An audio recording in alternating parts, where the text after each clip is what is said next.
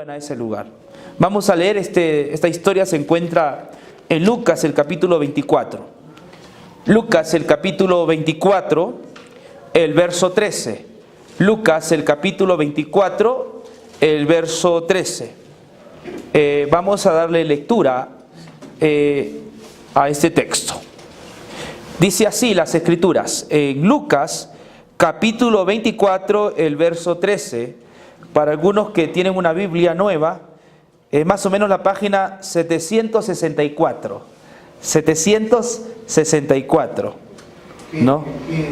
Lucas, capítulo 24, el verso 13. Qué bueno que nos podamos ayudar unos a otros. Sí. Lucas 24, 13, ¿verdad? Sí. Hay algunas cosas que aprender de este relato. He aquí, dos de ellos iban el mismo día a una aldea llamada Emaús, que estaba a 60 estadios de Jerusalén, e iban hablando entre sí de todas aquellas cosas que habían acontecido. Sucedió que mientras hablaban y discutían entre sí, Jesús mismo se acercó y caminaba con ellos, mas los ojos de ellos estaban velados para que no le conociesen. Y les dijo: ¿qué pláticas son estas que tenéis entre vosotros mismos mientras camináis? ¿Y por qué estáis tristes? En realidad las pláticas que tenían eran pláticas de derrota, eran pláticas que estaban cargadas de sentimientos, de tristeza. No sé si a usted alguna vez le ha pasado eso, ¿no? Sí, es chasco. Ellos están experimentando un chasco. Sus palabras se han chocado contra la pared o contra un muro y prácticamente han salido de sí. No están en sí. Han perdido la brújula. Dice que los dos iban camino hacia esta aldea llamada Emaús y conversaban. Pero su conversación giraba en torno al fracaso. Algo había acontecido que su corazón de esta gente sentía desfallecerse. Desfallecían. No estaban bien. No era una plática amena. Cuando hay una plática amena, uno disfruta, ¿verdad? Uno dice que siga nomás, ¿no? Uno no se cansa porque son pláticas que uno saca provecho.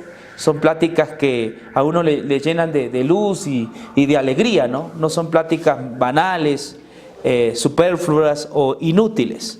Entonces aquí nosotros vemos más bien que esta gente había experimentado lo que es un chasco. ¿Qué es un chasco? Eso, una decepción. ¿Qué más? Un fracaso. ¿Qué más sería un chasco? En que uno se tenía una esperanza de algo y se acabó. Claro, o sea, dése cuenta, cuando usted tiene una esperanza, una seguridad sobre algo y más bien lo decepcionan, ¿no? Entonces a usted la alegría se le desaparece. Usted ahora se encierra y no puede ver más allá, no puede ver luz, no puede ver esperanza, porque aparentemente todo se fumó, todo ya se acabó. La gente que llega a suicidarse, hermanos queridos, son gente que prácticamente perdió el rumbo, perdió esperanza de cualquier halo de luz, ¿no? Entonces, esta gente justamente estaba en el volcán, en un volcán lleno de sufrimiento, lleno de dolor, de perplejidad. Y cuando Jesús se acerca, dice la Biblia, que Jesús se acerca. No, así es como se acerca Jesús, ¿no? Dice así: sucedió que mientras hablaban y discutían entre sí, Jesús mismo se acercó y caminaba con ellos. Mas los ojos de ellos estaban velados para que no le conociesen. Hermanos, pero ellos conocían a Jesús. Habían estado con Jesús 3 años. Fíjese, habían estado 3 años con Jesús. Jesús se acerca y no le reconoce. ¿Cómo es posible que no le puedan reconocer? ¿Usted podría reconocer a alguien? que ha vivido con usted, que ha comido con usted. Yo creo que a veces no, por las dificultades que uno se tiene, no se le reconoce. Lo que quiero que vean es la profundidad del abismo en que esta gente estaba metido. Es decir, estaban en lo que conocemos hoy día como depresión. Sí, un depresivo no puede mirar más allá de sus narices. A un depresivo su mente le pide muerte, mátate, asesínate, mátate, mátate. No hay para ti esperanza. Están asfixiados. Y hay un solo camino de muerte. Sí, entonces tú no puedes vislumbrar y tu lógica no puede ya razonar, tu raciocinio se oscurece. Eso pasa con la persona cuando entra en una depresión crónica, ¿no? Entonces esta mente, porque tenemos una razón, ya no puede discernir. Entonces aquí estamos viendo a esta gente que había experimentado un chasco y se habían golpeado contra el muro. Entonces Jesús, cuando se acerca, le dice: ¿qué pláticas son estas? ¿Y por qué estáis tristes? Está en plural, es decir, los dos estaban, no es que uno estaba animando al otro, los dos estaban experimentando la derrota total. Y encima viene Jesús y ellos no pueden reconocerle. Fíjese, tan hundidos que estaban ellos en su tortura mental, ¿no? Muy bien, ¿qué más? ¿Qué sucede? Dice el 18. Respondiendo uno de ellos, que se llamaba Cleofas, le dijo: ¿eres tú el único forastero en Jerusalén que no ha sabido las cosas que en ella han acontecido en estos días? No, uno le habla, ¿no? Este tal Cleofas le habla y le dice: pero que tú eres el único forastero, ¿no has sabido qué ha acontecido en Jerusalén? Es que su mente estaba en Jerusalén de ellos. Ellos habían quedado en ese recuerdo desastroso, calamitoso de Jerusalén. ¿Qué había ocurrido en Jerusalén? Vamos a ver, ¿qué dice más abajo, no, hermanos? ¿Qué había cometido? El 19 dice así: entonces él les dijo: ¿qué cosas? Y ellos le dijeron: de Jesús Nazareno, que fue varón profeta, poderoso en obra y en palabra delante de Dios y de todo el pueblo. Y cómo le entregaron los principales sacerdotes y nuestros gobernantes a sentencia de muerte y le crucificaron. El entorno, la conversación giraba en torno a la muerte de Jesús. Para estos discípulos la muerte de Jesús había resultado en algo calamitoso. Y la muerte de Jesús le traía tristeza. No era otra cosa, el tema era Jesús. Y es que, hermanos, yo ya les hablé, creo que la semana pasada, la muerte de Jesús es una muerte única, ¿no? Es una muerte donde sucede una serie de cosas. Es una muerte extremadamente horrible, ¿no? Jesús murió como ningún otro ha muerto, ¿no? Mi abuela, recuerdo que cuando ella estaba en el hospital, ella tenía cáncer, ¿no? Y ya le pusieron un pocotón de aparatos. Y ella decía lo siguiente, ella cristiana: no me crucifiquen. En esas palabras que mi abuela decía. Para ella era un símbolo de la crucifixión, es decir, todas las cosas que le habían puesto. Ella no quería esas cosas. Déjenme morir, ¿no?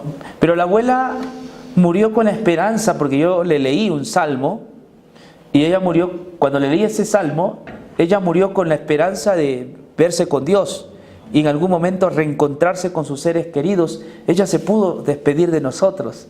Yo le dije: abuela, ¿te cree en Jesús? ¿Te cree en Jesús, abuela? Y la abuela me dijo: sí, yo creo en Jesús, Él es mi Salvador. Y la abuela expiró, la abuela murió, pero ella murió con un cáncer, pero murió en paz, murió sabiendo de que tiene la vida eterna y que se va a reencontrar algún día en la mañana gloriosa con sus familiares y con mucha gente que quizás ella no pudo conocer, pero que ella conocerá allá en el cielo. Pero la muerte de Jesús no es como la muerte de mi abuela. Jesús fue despreciado, por los hombres. Fue varón de dolores, dice la Biblia, experimentado en quebranto. Es decir, no hubo alguien que se acerque siquiera para consolarle. Es triste eso. Porque generalmente cuando alguien está al borde de la muerte, los familiares van y le dan un consuelo. Jesús no tuvo ese consuelo. Más bien, ¿sabe lo que hacía la gente? Dicen los evangelios que se burlaban, se mofaban, le escarnecían, le escupían, le puñeteaban. Si eres Cristo, si eres el Cristo, sálvate, decían los ladrones al lado de la cruz, y sálvanos a nosotros. Hermanos, Él no tuvo una palabra de consuelo en el momento de su muerte. Otra cosa, todos los ángeles malignos, también en aquella hora, estuvieron ahí para hacerle escuchar un montón de voces negativas, reclamándole una muerte merecedora. Pero no solamente se conjugó los ángeles malignos, sino en el cielo también no hubo una voz que le escuchara. ¿Se acuerdan cuando Jesús dijo: Padre, ¿por qué me has abandonado? No encontró arriba, donde tú puedes encontrar siquiera un aliento de parte de tu Padre, y no hubo eso para Jesús. El cielo le negó una palabra de consuelo a Jesús.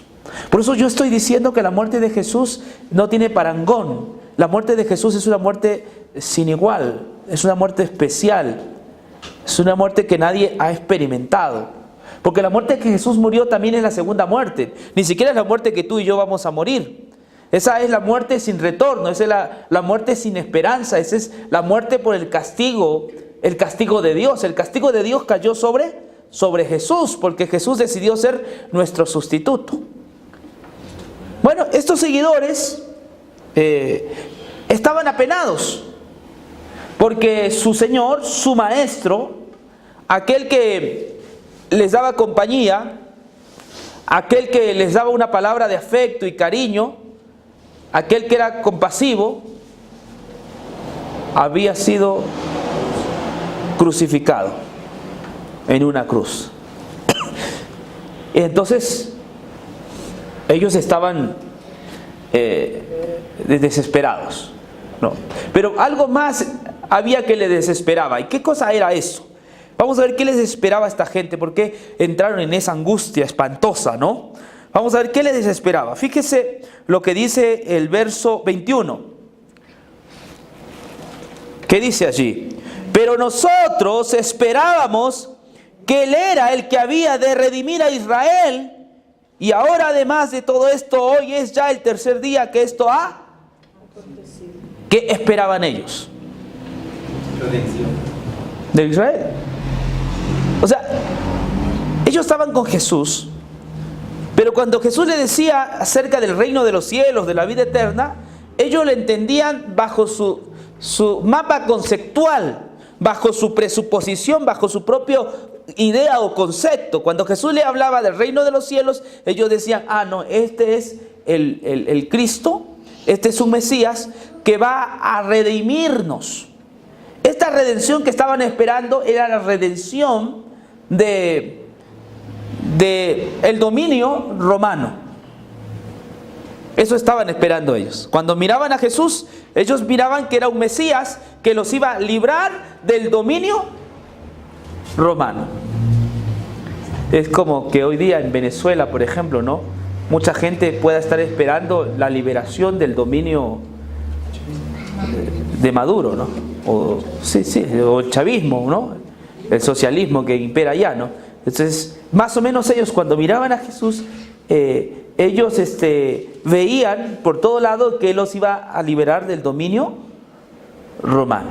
O sea, ellos habían puesto su esperanza total en Jesús. Él es el que nos va a liberar, nos va a dar una tierra con libertad o pan con libertad, ¿no? Pero sucede que ese Mesías que ellos habían concebido, no los defraudó. Los defraudó, porque al final terminó muriendo, crucificado. Entonces ellos decían, pues este Mesías terminó crucificado, entonces hemos perdido el tiempo. Nosotros creíamos que Él iba a liberar a Israel, sin embargo nada de lo que nosotros creíamos ha acontecido, no ha liberado a nadie. Seguimos siendo esclavos de Roma. ¡Qué pena! Hemos perdido el tiempo. Entonces por esto vino la frustración de estas personas. No tenían pena por Jesús. Nada que ver. No era la muerte de Jesús que les causaba tristeza. Era porque el Mesías no había cumplido con sus expectativas. Esto es lo que les angustiaba. ¿Está bien? Y de verdad uno puede caer en angustia así. Hay un caso que cuenta D.L. Carnegie, un escritor. Dice que había una señorita que su deseo era casarse con un hombre que sea fiel, con un hombre que todos los días le traiga una rosa, que les diga estas palabras bonitas: te amo, te aprecio, eres la mejor, no, siempre estás en mi corazón. Sucede que se casa y el esposo le salió diferente, infiel, le agredía verbalmente, a veces la violentaba físicamente, ¿vistes? Y para colmo ella soñaba con tener hijos y este hombre era estéril. Cuenta D.L. Carnegie que la mujer perdió el juicio y ella cada noche, como a la 1 de la madrugada, ella soñaba que tenía un bebé, y así cada noche soñaba con un nuevo bebé. Y la llevaron al doctor y le dijeron si había la posibilidad de volverle a esta persona en sí. El doctor dijo que sí hay la posibilidad, pero ella es más feliz como está que dándole la razón, pues vive en un hogar que es disfuncional y extremadamente violento. Entonces mejor es dejarla así porque ella es feliz en su locura. Hermanos, las decepciones nos pueden llevar al borde de la locura. Entonces esto no es una exageración. Ellos tenían su esperanza en un tipo de Mesías y ese Mesías aparentemente les había defraudado. Por esa razón que iban con el corazón partido, magullado, ¿no? Con el corazón destrozado. Sin esperanza. Sin esperanza. Yo sé que tú has experimentado alguna vez cuando tu corazón se ha destrozado. ¿A cuántos alguna vez se le ha destrozado el corazón? Oh, hermanos, no tenemos ganas para nada. Parece que ya todo se ha terminado y acabado. Que lo único que algunos no tenemos ni la fuerza para quitarnos la vida, ¿no? Decimos: Señor, ya llévame mejor. Sí. Esta gente estaba pasando esa decepción, ¿no? Pero no porque el problema era Jesús, sino porque ellos habían visto a Jesús de una manera diferente a lo que estaba revelado en la palabra. ¿Está bien? Y vamos a ver cómo Jesús va a ayudar a que ellos razonen de otra manera y para que vuelvan en sí, porque hay una única manera de volver en sí, hermanos. Yo les digo, hay buenas noticias. Es posible que tú vuelvas en sí, es posible que tú vuelvas a tus cabales, es posible que la razón vuelva a pensar. Es posible volver a la lucidez. Vamos a ver qué sucedió. Miren, el 22.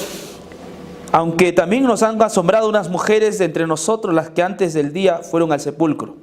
Y como no hallaron su cuerpo, y vieron diciendo que también habían visto visión de ángeles, quienes dijeron que él vive. Y fueron algunos de los nuestros al sepulcro y hallaron así como las mujeres habían dicho, pero a él no le vieron. Entonces él les dijo: oh insensatos y tardos de corazón para no creer todo lo que los profetas han dicho. ¿No era necesario que el Cristo padeciese estas cosas y que entrara en su gloria? Y comenzando desde Moisés y siguiendo por todos los profetas, les declaraba en todas las escrituras lo que de él decía. ¿De qué manera se puede hacer volver a una persona en juicio, en razón?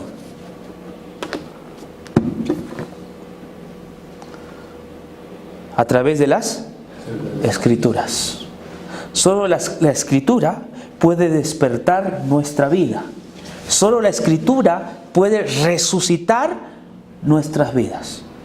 La Escritura tiene ese poder. La Biblia dice que por la palabra de Jehová fueron hechos los cielos.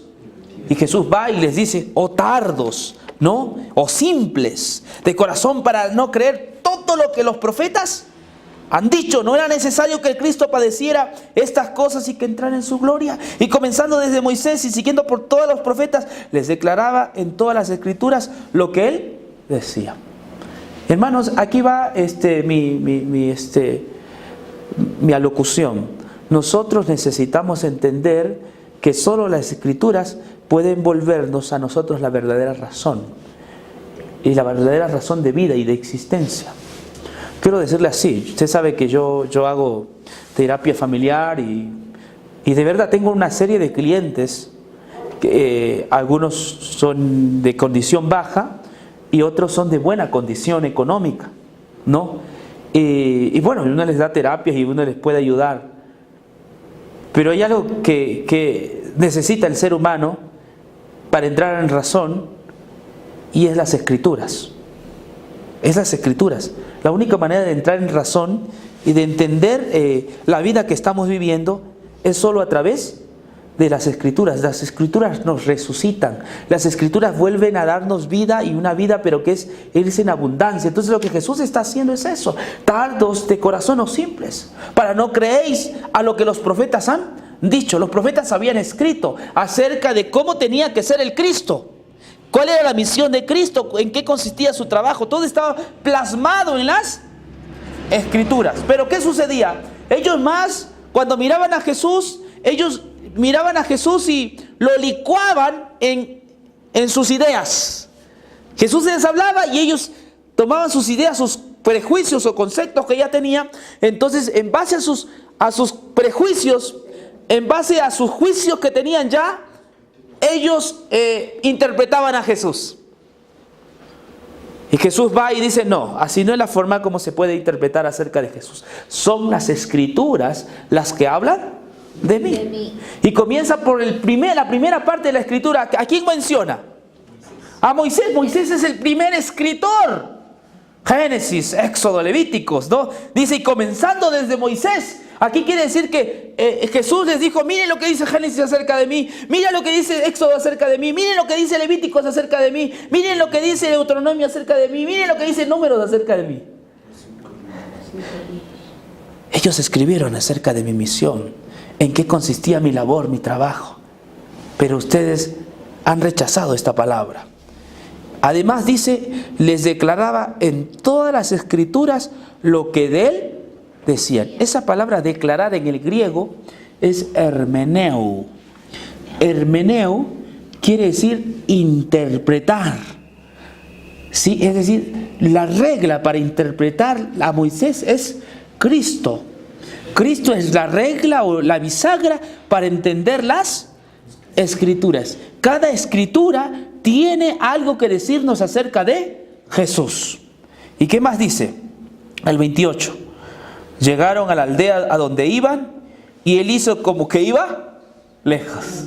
Ya estaban cerca de la aldea y él simuló como que se iba lejos, ¿no? Que Jesús siempre es interesante, Jesús, ¿no? Dice el 29. Mas ellos le obligaron a quedarse, diciendo, quédate con nosotros, porque se hace tarde y el día ya ha declinado. Entró pues a quedarse con ellos. Y aconteció que estando sentado con ellos a la mesa, tomó el pan y lo bendijo, lo partió y les dio. Entonces le fueron abiertos los ojos y le reconocieron, mas él desapareció de su vista. Hermanos, cuando Jesús nos explica las Escrituras, entonces muchas cosas que no entendíamos, ahora podemos entender. Amén. Jesús es el verdadero intérprete de las Escrituras. Cuando Jesús aparece en nuestras vidas, no podemos seguir siendo iguales. Cuando Jesús aparece, Él todo lo transforma, Él todo lo restaura. Y esto había pasado con ellos. Fíjese cuál es la consecuencia de esto. El siguiente verso, el 32. Y se decían el uno al otro, ¿no ardía nuestro corazón en nosotros mientras nos hablaba en el camino y cuando nos abría las Escrituras? Ahora, cuando Jesús les explicaba las Escrituras, ¿qué sentían en su corazón? Que se quemaba. Dice que su corazón ardía.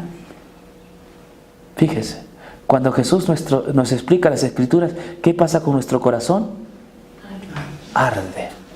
No arde para quemarnos. Aquí arder es arder de alegría, vibrar. Ese corazón estaba magullado, yo les dije que estaba destruido, partido, pero ahora cuando Jesús aparece, el corazón nuestro comienza a arder porque Él nos alumbra con su gracia y con su conocimiento. Y yo quiero terminar aquí como una especie de reflexión. ¿Acaso esto no ha experimentado usted cuando ha escuchado la palabra de Dios? Amén. Hermanos, cuando yo tenía 14 años, yo escuché la palabra de Dios. Yo escuché el Evangelio de Jesucristo. Y cuando ese pastor me explicaba el Evangelio, yo lloraba de alegría, porque ahora mi vida tenía sentido. Porque ese pastor que me enseñó a mí la palabra, me enseñó que Dios había enviado a su Hijo amado a esta tierra. Y que yo no tenía que mortificarme ya por mis pecados, porque Jesucristo había muerto por ellos. Y que yo ya había sido perdonado completamente en la vida y muerte de Jesucristo. Entonces cuando ese pastor me enseñó eso, mi corazón ardía de alegría y felicidad. Cuando uno llega a la cruz, uno llega al lugar más alto que puede llegar. Cuando uno llega a la cruz, uno llega a la verdadera bendición. Cuando uno llega a la cruz, uno comprende el verdadero corazón de Dios. Cuando uno llega a la cruz, uno experimenta lo que es la verdadera paz y el sentido a nuestra vida. Amén. Se pregunta, William, entonces, ¿tienes miedo a la muerte? Yo te diría, pues hace poco casi me muero, ¿no? Cuando me operaron. Y ahí pude entender que cuando uno cree en Jesús, si no me levantaba de la cama de esa operación, yo le había dicho al Señor, pues en tus manos encomiendo mi espíritu. Y cuando vuelvas, pues nos veremos. Es decir, uno ya no tiene miedo, se acaban los miedos. En realidad el miedo no debería existir, pero existe porque no estamos con Jesús. Pero cuando nosotros llegamos a Jesús, la vida eterna se hace real, porque Jesús nos da esa esperanza que el mundo no nos puede dar. Jesús nos da esa esperanza que ni siquiera un esposo, una esposa o un hijo nos puede dar. Esa esperanza solamente se encuentra en Jesús, el Hijo de Dios. Entonces cuando nos encontramos con Él, nuestro corazón arde de alegría, ahora nuestra vida tiene sentido. ¿Han entendido, hermanos? Amén. Si es así, sinceramente que Dios os bendiga ahora y siempre. Amén. Amén.